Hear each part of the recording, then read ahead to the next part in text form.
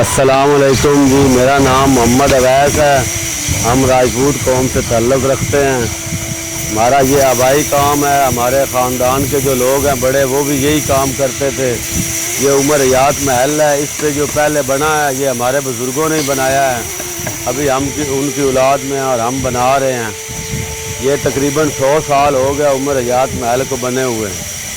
तो इस पे जो लकड़ी का काम है वो सारा मेरे ज़िम्मे है। तो मैं ये लकड़ी के काम जो है इसको रिपेयरिंग कर रहा हूँ। इसी तरह इसके अंदर कुछ नक्काशी का काम है वो भी हो रहा है। और इसी तरह जो है सीमेंट का काम, सीमेंट की मुरब्बत कारी है, लकड़ी की मुरब्बत कारी है, नक्काशी है, ये सारे काम इसमें हो रहे हैं। ये तकरीबन 1.5 साल हो गए हम इसे रिपेयर कर रहे हैं। ये अब आखिरी मराइल में जा रहा है। ये हमारा इस चनियोट का जो विरसा है फ़न का, इसमें हर किस्म का फ़न है। ज़रूरत क्यों पई है दोबारा रीडिज़ाइन करना?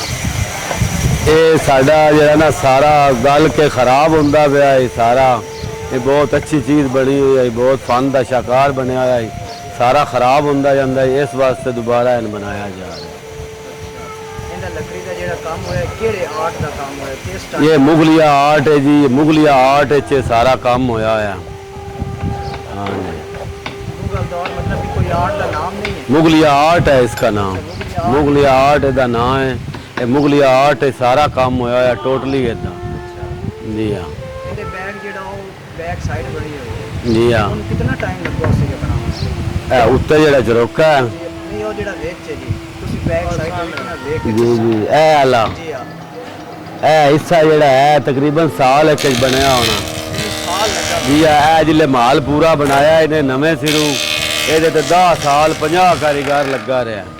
50 ਕਾਰੀਗਰ 50 ਕਾਰੀਗਰ 10 ਸਾਲ ਲੱਗਾ ਰਿਹਾ। ਕਿਹਨੂੰ ਦੇ ਕੋਈ ਜਲੰਧਰ ਦੇ, ਕੋਈ ਇੰਡੀਆ ਦੇ, ਕੋਈ ਚਨਿਓੜ ਦੇ। ਜਿਹੜਾ ਲੱਕੜੀ ਦਾ ਕੰਮ ਹੋਇਆ ਚਨਿਓੜ ਦਾ ਹੋਇਆ ਹੋਇਆ। ਜਿਹੜਾ ਬੈਲਜੀਅਮ ਦਾ ਸ਼ੀਸ਼ਾ ਲੱਗਾ ਹੋਇਆ ਉਹ ਬੈਲਜੀਅਮ ਦੇ ਵਿੱਚੋਂ ਬਣ ਕੇ ਆਇਆ, ਉੱਥੋਂ ਦੇ ਕਾਰੀਗਰਾਂ ਲਾਇਆ। ਜਿਹੜਾ ਲੋਹੇ ਦਾ ਕੰਮ ਹੋਇਆ ਰੂਸ ਦੇ ਕਾਰੀਗਰਾਂ ਆ ਕੇ ਰੂਸ ਵਿੱਚੋਂ ਆ ਕੇ ਕੀਤਾ। ਇਸ ਤਰ੍ਹਾਂ ਜਿਹਦਾ ਜਿਹਦਾ ਕੰਮ ਆਈ ਉਸੇ ਕੰਮ ਕੀਤਾ। ਬਸ ਠੀਕ ਹੈ।